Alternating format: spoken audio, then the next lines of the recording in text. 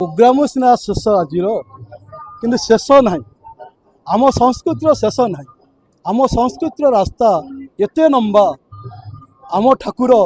जगतर ठाकुर ये दांड बड़ दांड पुरी एठी all India art and culture committee cultural development foundation माध्यम जो तैयारी होई आमे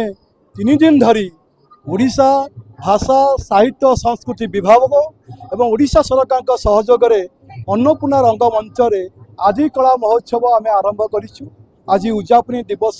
ये 3 दिन भितर आम प्रोग्राम 19 राज्य एवं 3टी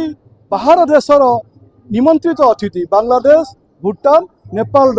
शिल्पी माने अंशग्रहण करथिले। समुदाय 700 शिल्पी नृत्यशिल्पी माने ये 3 दिन धरी ये अनुष्ठान रे जोग देइछंती एवं ता सहित आज आमे ओडिशा एवं ओडिशा बाहर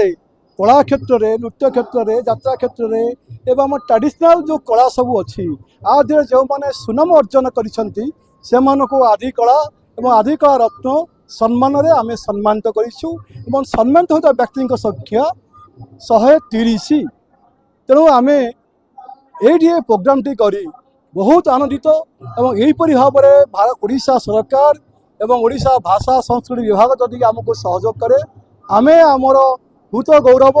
एवं हजि जाइथिबा कला को फेरई आनिबारे एवं आम ओडिशा कला को सारा विश्व में प्रचार प्रसार करिया पई आमे जो उद्यम जारी रखीछु से उद्यम रे आमे निश्चिंत भाव में सफल हेबु।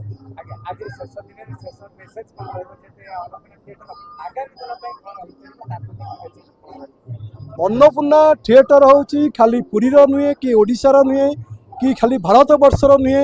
विश्वर एक माइल खुंट कला माध्यम रे केमिति भाईचारा सृष्टि करिछि एवं आम संस्कृति माध्यम रे केते बड़ हृदय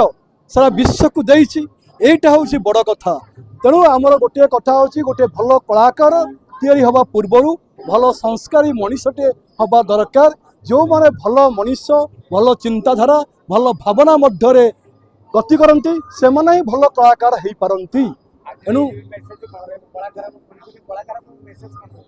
से तो खुशी हवा दरकार जे तांको पई एते सुंदर मंच ये अनुष्ठान दे पारुछि एवं भाईचारा एवं संस्कृतिर जो विचार विमर्श अच्छी ये मंच रे से माने शिक्षा पाइले एवं से माने पाखरे एकतार जो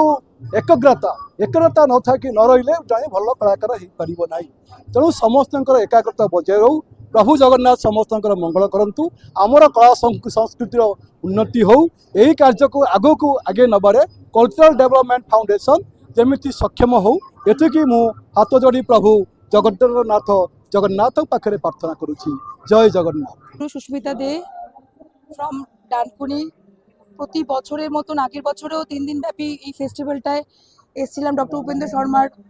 অর্গানাইজে। এবছরও এসেছি। ভীষণ সুন্দর প্রোগ্রাম হয় ভীষণ সুন্দর মানে 3 दिन ব্যাপী মানে প্রত্যেকটা জায়গা থেকে রাজ্য থেকে এখানে এসে যে এত গুণী মানুষদের ডক্টর উপেন্দ্র শর্মা আমাদের ইউটিলাইজ করে শিল্পীদেরকে এত ভালোবেসে এত সুন্দর সুযোগ একটা দেয় এটা সত্যি আমাদের কাছে একটা বিশাল ব্যাপার। এটা প্রতি বছর হোক প্রতি বছর আমরা আসতে চাই এবং আরো আরো অনেক দূর দূর থেকে আরো শিল্পীরা এসে এখানে যোগদান করুক আর আমাদেরকে এই উপহারটা ডক্টর উপেন্দ্র শর্মা প্রতি বছর দিয়ে থাকুক। আর এটা তো ভীষণ একটা বড় মাপের একটা প্ল্যাটফর্ম যেটা আমাদের কাছে ভীষণ বড় পাওয়া।